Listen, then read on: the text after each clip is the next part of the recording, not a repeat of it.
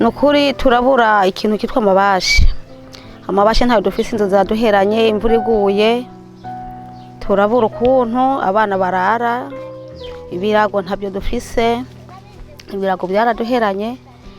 Ikindi kigira kabiri tukaba tubura amasefuriya, nukuri amasefuriya ntayo dufise, amasefuriya twe dufise badusohoje yaratobaguritse ubukweri, nta masefuriya dufise. Ubu turara hasi mu mabuye pe, nta burago dufise.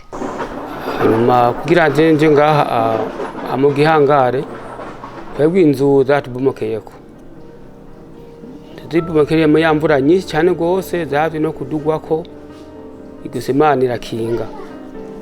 No rero batatubwira ati kuturira ngaha mu gihangare, tuje ngaha mu gihangare, no kuja ngaha mu gihangare nuwo niho turi.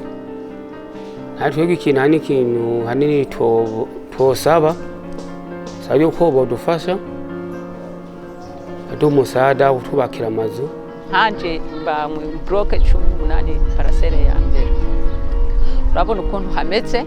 Nukuri barambwira hari ubwo bigeze kunyandikira ngo baraje kunyubakira, ndategera ya liste yanje kwize yo kunyubakira ndabura, bongera kandi barandika liste iraza ngo numva ngo butoyi Janete ngo araje kumubakira, nongera kandi ndategera ndabura.